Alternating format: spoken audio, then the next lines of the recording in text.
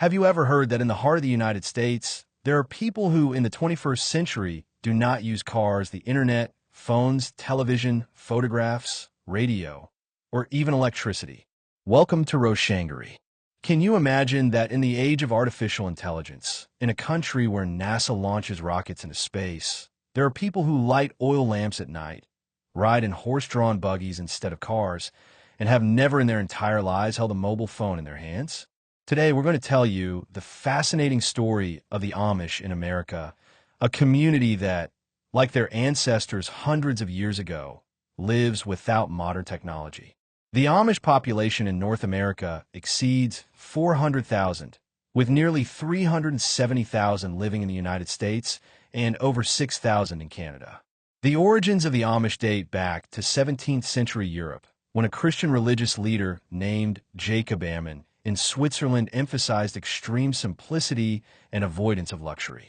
To escape religious persecution, the Amish migrated to the United States in the early 18th century.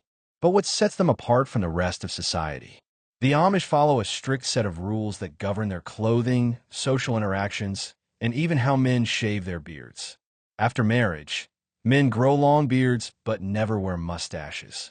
Women wear long dresses and white or black bonnets. Due to their religious beliefs, there are no televisions, radios, or internet in Amish homes. They even avoid using metal zippers, medical insurance, and photography, and they replace rubber tires on their carts with metal wheels.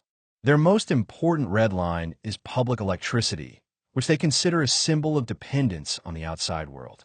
Their homes are lit with oil or gas lamps.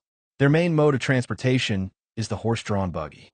On their farms, there are no tractors, horses, or mules pull their farming equipment. They believe, based on certain passages from the Christian Bible, that separation from the modern world is a way to preserve spiritual purity.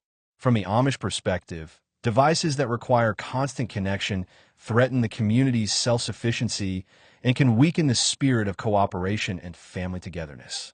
At age 16, young people enter a period called Rumspringa, during which they are allowed to wear regular clothes, rent a car, and even buy a mobile phone, so they can decide for themselves whether they want to stay in the community after baptism or leave forever. Most of them return. Due to their large families, with an average of 7 children, the Amish population in the U.S. doubles roughly every 20 years. Schooling typically ends after the 8th grade.